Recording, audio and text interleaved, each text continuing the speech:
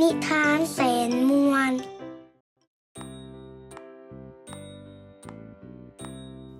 นิทานเรื่องเสียงใบไม้วิเศษของกัวล่อกัวล่อ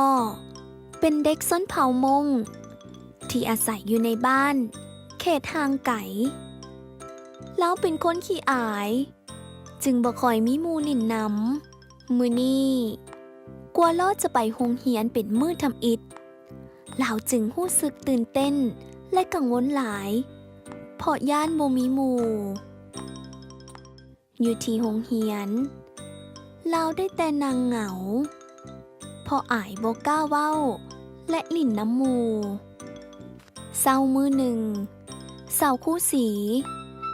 ได้ยินเสียงบางอย่างและสังเกตเห็นกัวล่อ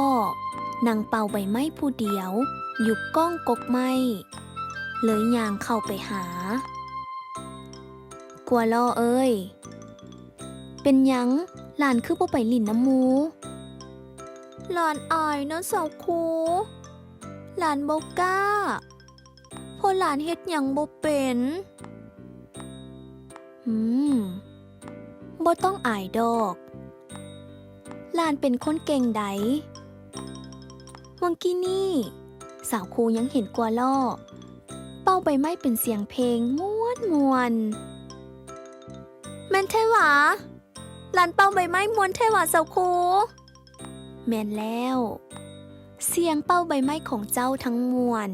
และกระทั่งเป็นตาอ่อนซ้อนหลายใดบ่เชื่อลองเป่าใบไม้นี่ใหม่ดูเป่าให้ดังแฮงๆเลยเด้อกัวล่อได้จับเอาใบไม้มาเป่าเป็นทำนองอย่างม่วนอ่อนซ้อนและเสียงเหล่านั้นก็ดังก้องไปทั่วเฮ็ดให้เด็กน้อยภายในโรงเรียนเกิดความสนใจและพากันซอกหาเสียงดังกล่าวบ่พอเท่าใดนาทีพวกเขาก็มาหุ่มที่ก้องห่มไม้บอนที่กัวล่อและสาวคู่ยืนอยู่เพื่อฟังเสียงเป่าใบไม้ของกัวล่อพวกเด็กน้อยทั้งยิ้มทั้งหัวทั้งตบมือด้วยความม่วนซื่นนับแต่มื้อนั้นมากัวล่อก็กลายเป็นเด็กน้อยที่มีความมั่นใจกล้าแสดงออก